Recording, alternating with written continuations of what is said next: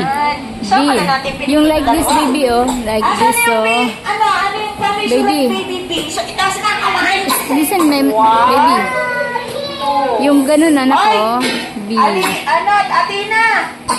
Wala ba pinasusulat si teacher? Bago yan. Makinig ka sa akin. Wala pa akong sinabi yung classmate ni nagsusulat, ha? Up!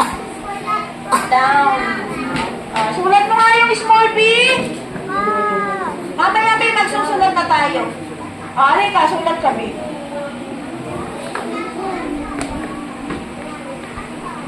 Pag sinasaway, makikinig ka. Huwag matigas ulo, ha? Dali. Down. Down. S, anak, S. Sa B. Anak. Baby, Scarlett. S like this, oh. S. Yeah. Like a snake. Yan. Tapos, ganito. Yan, si small b. Nagsusulat ng walang dito. Very good, oh.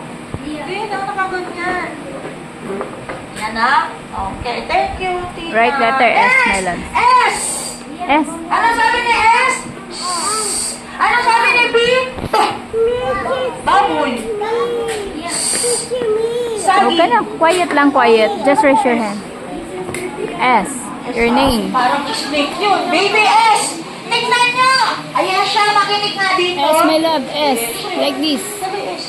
Follow that one, the big Makinig dito S. pa, alam nyo kung ano yung mga letter dyan, oh. Sinusulat nyo ba yan araw-araw? Big S. Ano ba? H yun, anak. S. S. Follow the big S, not the H.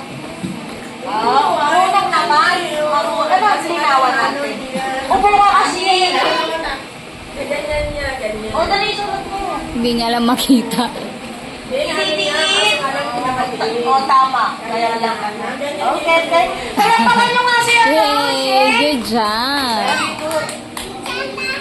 Good job. Dito ka muna. Move ka dito kasi di maka-move si Bon.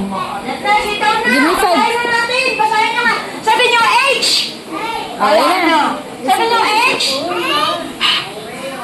Ayun na. Look. F. Oh, enough na. Oh, listen to your teacher na. Oh, enough na, anak. Emerald. Enough na. It's enough. Listen to your teacher. S. S. Di ba sinagutan nyo yan? Sa reading, saka sa Pilipino? Sinagutan nyo ba? Sabi nyo, ang galing ko! Ang hina. Ang galing nyo, ang mahina.